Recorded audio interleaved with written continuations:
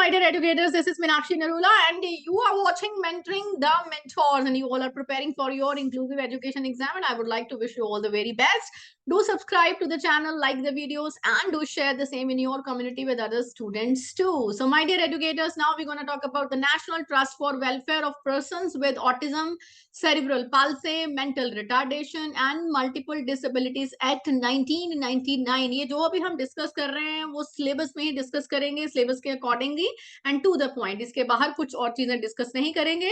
So the national trust for the welfare of the persons with autism, cerebral palsy, mental retardation and multiple disabilities act in 1999 is an important law enacted by the Indian Parliament to provide for the welfare of the persons with disabilities. Disability के जो person है उनके welfare के लिए ये किया गया है pass. And the act aims to enable and empower the person with disabilities to live independently and as fully as possible in societies. की सोसाइटी में इंडिपेंडेंटली वो रह सकें, ओपनली रह सकें.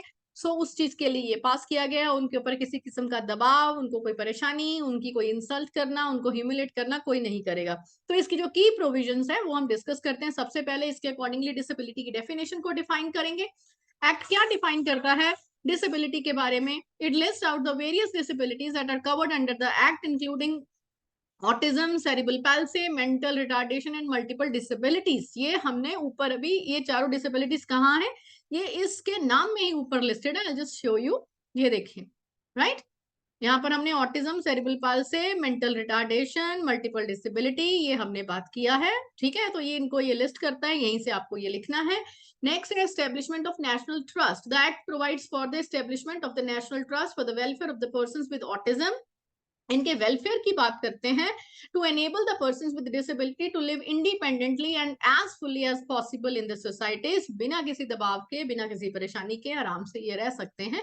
इनको कोई सोसाइटी से एक्सक्लूड नहीं करेगा. राइट ना. उसके बाद है registration of organisations. The act provides for the registrations of the organisations. उन ऑर्गेनाइजेशंस को रजिस्टर करना जो क्या कर रही हैं, वेलफेयर के लिए काम कर रही हैं. किसके वेलफेयर के लिए? With PWD, person with disability.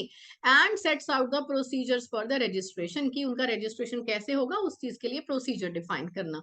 Now functions for the उसके नेशनल ट्रस्ट के फंक्शंस क्या हैं, ये जो हमने अभी डिस्कस किया है ये अभी दोबारा दिखा रही हूँ आपको. क्या है ये? National trust for welfare of persons. Right, तो इसके फंक्शंस क्या हैं? The act sets out the functions of the national trust. इसमें क्या क्या आता है?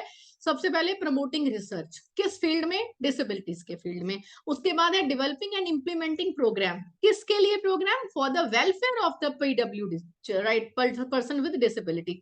And providing support. किसको प्रोवाइड करनी है सपोर्ट? रजिस्टर्ड ऑर्गेनाइजेशंस को, ताकि वो पर्सन विद डिसेबिलिटी के वेलफेयर के लिए काम कर सके.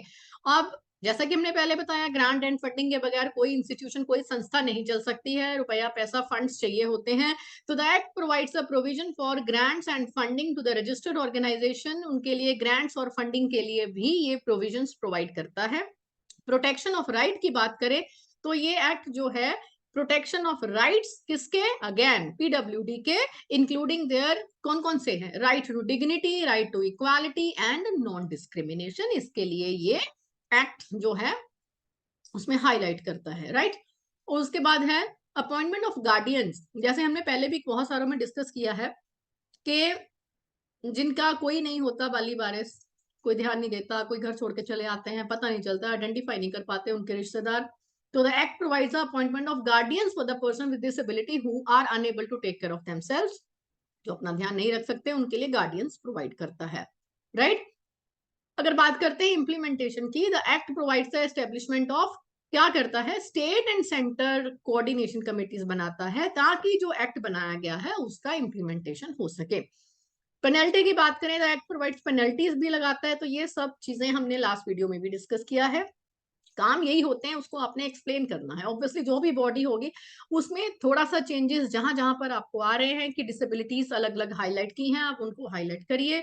उसके बाद में जो आपके पॉइंट्स हैं उसके अकॉर्डिंगली लिस्ट करके रिलेटेड आप उसको एक्सप्लेन कर सकते हैं. ये 9-10 पॉइंट आप एक्सप्लेन कर देंगे तो उसके बाद इसका कंक्लूजन कर देंगे कि national trust for welfare of person with autism किसको कर रहा है? Autism, cerebral palsy, mental retardation, multiple disability act कब आया था? 1999 में. राइट, ये फ्रेमवर्क प्रोवाइड करता है कि कैसे persons of rights, persons of the rights of protection of the rights of the person with disability, किस तरीके से उसको प्रोटेक्ट किया जाता है, उसको प्रमोट किया जाता है ताकि वो इंडिपेंडेंटली और अच्छे तरीके से समाज में, सोसाइटी में बिना किसी दबाव के वो रह सके। सो आगे और डिस्कस करेंगे policy. Stay tuned to mentoring the mentors, like, subscribe and share. Thank you, have a nice day.